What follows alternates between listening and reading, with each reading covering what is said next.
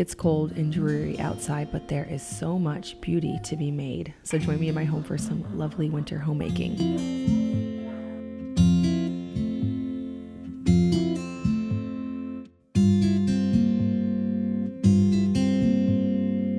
We have been learning how to do things a little bit differently around here because of the temperature outside and the short days. We are definitely into our winter rhythm, which involves a whole new way of making food, a new rhythm with my sourdough and the way that rises and functions and bubbles and ferments. I have been taking time to test out new recipes and redecorate some things around the house, move things around.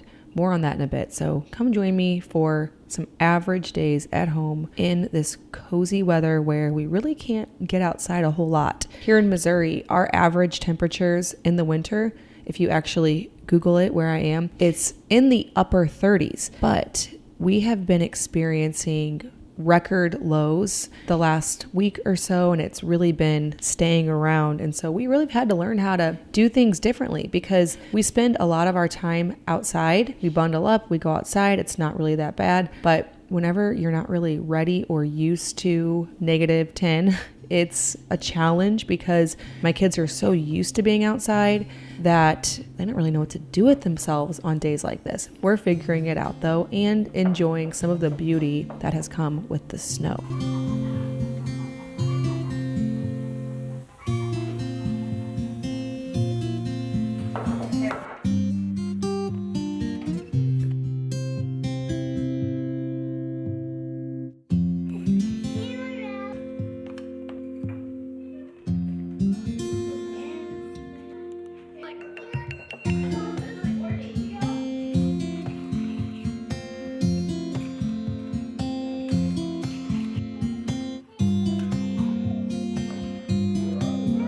It's that time of year when I think about trying tons of new recipes and spending a little extra time on a special meal. It may be -3 outside, but at least we're warm and toasty and eating fried chicken and apple crisp.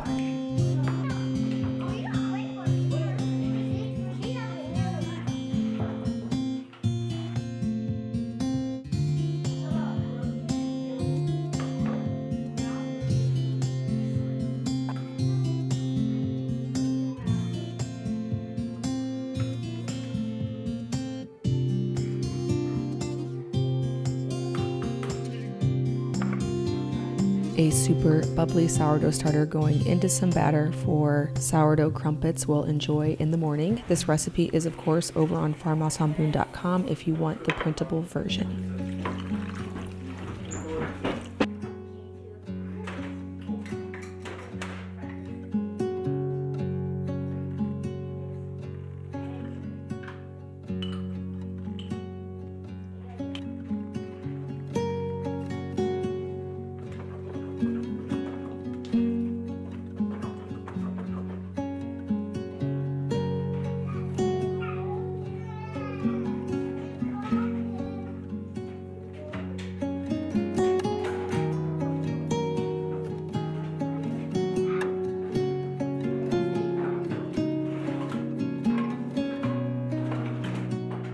Crumpets are somewhere in between a pancake and an English muffin for the American viewers. I like them because they can be long fermented. It's very easy in the morning to pull out my crumpet rings and cook them on a preheated cast iron skillet.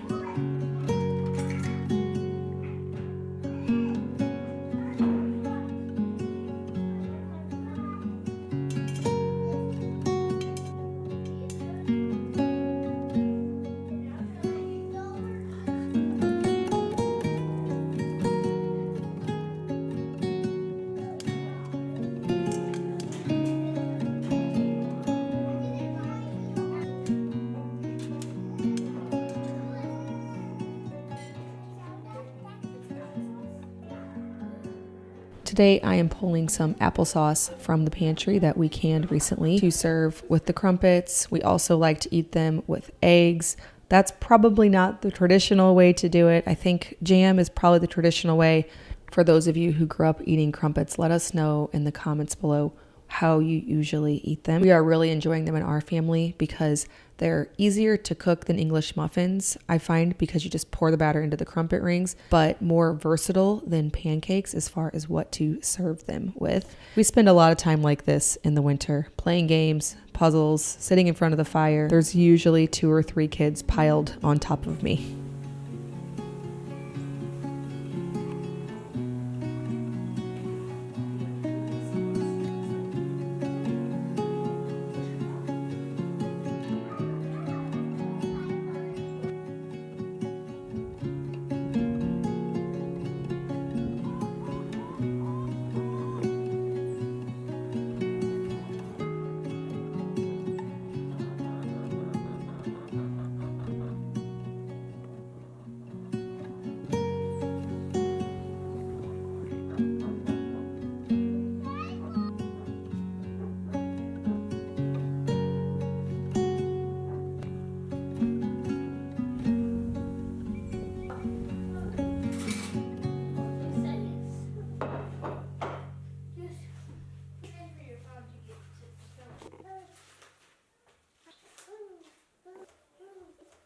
It is sauerkraut making day. I do this as often as needed. Sometimes if we can get a really good deal on cabbage, I'll make a large batch, but I really prefer to just make small batches, ferment it until it tastes good, and then eat it and repeat. It's less overwhelming to me because I only have to get out a knife, a cutting board, and a bowl, hardly any supplies, and more manageable amount to store and eat. And even though it does keep things for short-term storage up to 9 months or a year, it tastes better the closer to the fermentation, less time in the fridge. I am just going to let that sit with the salt so it can create its own brine, which with cabbage, the method I use is I chop it up. I don't like it super fine. I used to use my food processor with the grater blade, but I actually prefer it a little bit larger. I do about a tablespoon of salt per medium head of cabbage. Let it sit, let it just get really juicy. We'll come back to it later. I'm gonna do a little bit of redecorating. Winter is a time where I spend way more time in my house than usual. I see the same things. I walk past the same art, the same lamp, and I like to switch it up. I don't want to do anything super major because I don't feel like I have that kind of time or mental bandwidth, but you can swap things around, change up the way the layout is, or maybe fix certain pain points that you frequently encounter, like a cluttered closet that needs to be decluttered so that every time you open it, it's not hard to find things, or maybe a rug that gets peeled up, sticking that to the floor better, or getting new rug pads for rugs. These are both things that I am currently working on. I love to work on these types of things in the winter. This room had a problem that I needed to fix. It did actually require a purchase. Sometimes you don't need to purchase anything. You just need to move a set of pillows to your bedroom, swap them out from the living room just to get a fresh new look, rearrange the furniture, swap out an art print. There's a lot you can do without actually buying anything. But in this room, we had a big jute rug that was unraveling. I tried to sew it back together, but with the amount of wear that we put on a rug in our main living space, it just kept falling apart. It was a pain point. It made our room look messy and unorganized. So I was able to source a vintage rug that I think looks just beautiful in here. We'll do more decorating after I tell you about today's video sponsor. As I move around this farmhouse every day, very busy. I have food to make, the house to clean, decorate, and as a postpartum mom, I need deodorant that is natural, aluminum free, but will also work, especially when we have the wood stove going. It's freezing outside. I am so busy. A lot of times for me, it can get hot. I love that Wild deodorant has 24-hour protection with unique scents that stay on all throughout my busy day. They have no harsh chemicals, gentle on the skin, and good for all skin types, vegan and cruelty-free. The scents are lovely and not overpowering, but effective. One of my resolutions for 2024 is to make better choices, buy less, and buy high quality, and Wild fits all of that. Wild is starting into the new year with a trio of calming and renewing deodorant scents that will help you shake the winter blues. Sage and eucalyptus, linen and lilac, and purple rain. These all smell fresh and beautiful. Wild's mission is to shake up the throwaway culture of everyday bathroom products with refillable products that actually work. So you will get a personalized refillable aluminum case that you can just pop the new scents in, so you don't have to always throw away the container that deodorant comes in. They also offer personalized aluminum cases with refillable body wash that also has lovely scents like fresh cotton and sea salt, coconut and vanilla. You guys loved Wild last time, so I'm glad to say that my Wild discount is back. You can use the code BOON20 to get 20% off all Wild products by using my link in the description box below. Now this code is only good for 1 week, so hurry. Again, the code is BOON20. The link will be in the description box to get 20% off deodorant and body wash. Again, thank you so much to Wild for sponsoring today's video. I also found this little rug at a local shop for an amazing price, and I'm trying to decide where to put it. So we've lived with it at the bottom of the stairs for a week. Now I'm gonna put it here by the wood stove. It does need a rug pad. I also found this bookend. This door here, it comes open all the time. So we usually will put something in front of it to keep it there. Nothing pretty, just whatever is laying around. And now I found this piece that I think is going to be just perfect. I'm glad I finally thought of a bookend for that. Makes sense, right? I also want to swap out some art here. I had a winter print. I also found at that same shop locally this cute little print in the frame. I think it will pair nicely with the art I already have here to create a bit of a gallery wall. Another thing I found, this was a really good haul at this same shop, was this little framed print for the kitchen. We had blueberries here. Again, they looked great, but I've seen it too many times after spending too much time here in this kitchen, and this was a really easy, cheap swap to make.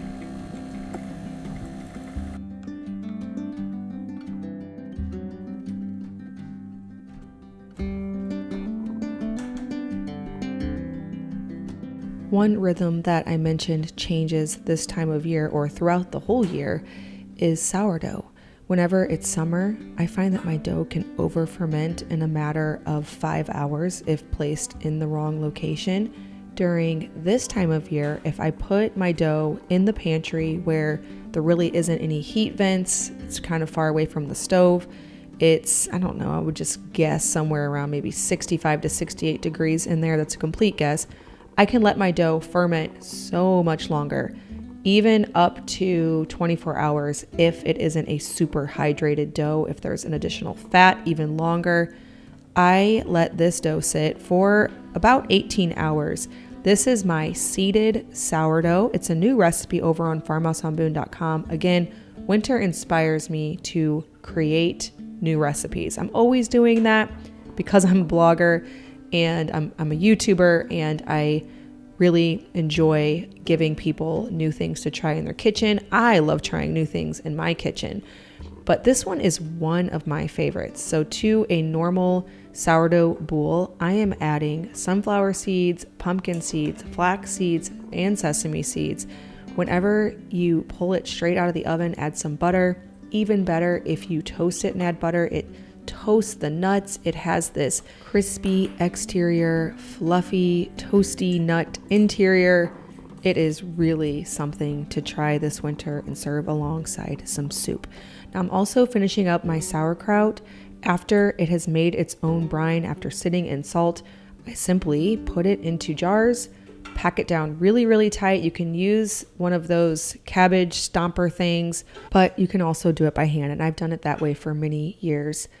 The last thing to do is get the cabbage fully below the brine. That's why you're pushing so hard. Add a fermenting lid and then just let it go until it tastes to your liking. This is a rhythm, just like with sourdough, where you're going to want to smell it, taste it along the way to see if it's fermented to your liking. I can't give you a formula because it really does depend on the temperature. One thing about fermenting vegetables is, unlike canning, where you have to create this sterile environment in order for it to be safe, you don't have the same concerns with fermenting. Now, I'm not going to say, obviously out of like protecting myself here, I'm not going to say there is no possible way it can go wrong for you, but it's different from canning, where you're creating this sterile environment, sealing everything off. You are encouraging live and active cultures that are already present on the vegetable to thrive by creating a salty environment where the bad bacteria can't thrive. And as it ferments, it creates more and more good bacteria for the preservation of the vegetable, so it makes it last a lot longer.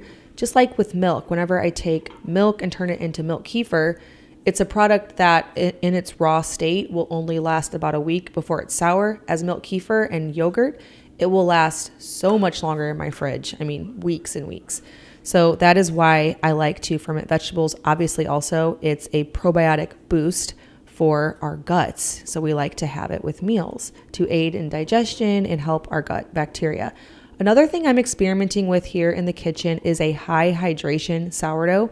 So I'm not one to overcomplicate sourdough. So if it's new to you and this sounds overwhelming, just don't even worry about it. But I am doing an 82% water to flour ratio, whereas my usual recipe is more like 68%. It does take some special consideration. It's a little bit trickier to work with, so it's a more advanced recipe, and even I don't nail it here. But I like to experiment and try different things to see what our family prefers, what we could share with you on, what is the best sourdough hydration to make. So I'm experimenting with that 82% and seeing how we like it. I'm also making some soup here, and soup is something that you don't really need a recipe for because almost all soups follow a really similar pattern. You get some vegetables. Usually it's the four of garlic, onion, carrots, and potatoes or celery. So that's 5. Sauteed in some butter. Add in some kind of protein, whether that's beans. In today's case, I soaked beans in a little bit of vinegar and some water to neutralize the phytic acid. That's the reason for the vinegar, for about 24 hours. That was the protein. Usually I'll do ground beef or chicken. So you add the protein, you add some broth. A lot of times you'll add something carby, whether that's potato, rice, or noodle. Today I'm doing a minestrone soup, so I'm adding the noodles. But that's kind of soup in a nutshell. If you feel like you're rushed for time and you just want to throw something together, remember that basic formula. Saute some vegetables, usually it's the root veggies. Add in protein, whether it's soaked beans or meat. Broth, usually a can of tomatoes. I forgot to mention that. Always good to add that. And some kind of carb. And there you go. You'll have soup. Don't forget, add a lot of salt and keep taste testing it until it tastes great. Pepper also is good. For so much of winter, you can take basic recipes like a sourdough boule or a soup and take that basic concept and tailor it for what you have. So if you have dried cranberries, add that to your loaf. If you came across a bunch of carrots, which I did when I ordered 25 pounds from Azure Standard, not really realizing how much 25 pounds is, add in a few extra of those. You can take the basic concept and just tailor it for what you have. Have that basic meal all winter long, but make it special and beautiful.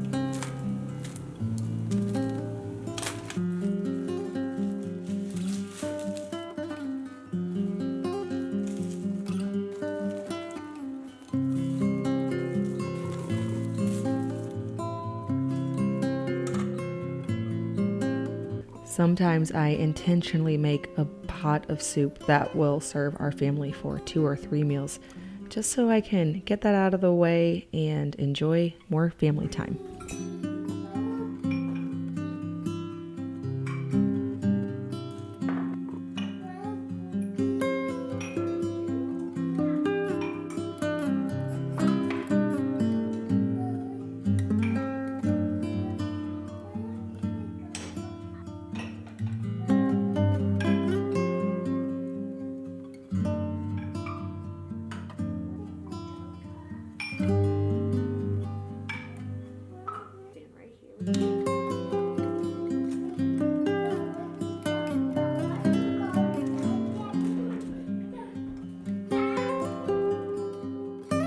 My high hydration dough baked up beautifully, but it definitely had a few too many large holes inside. We enjoyed it for sandwiches anyway. Well, I hope that you're having a fabulous winter. If you're brand new, please hit that subscribe. We would love to have you follow along with all that is going on in our farmhouse.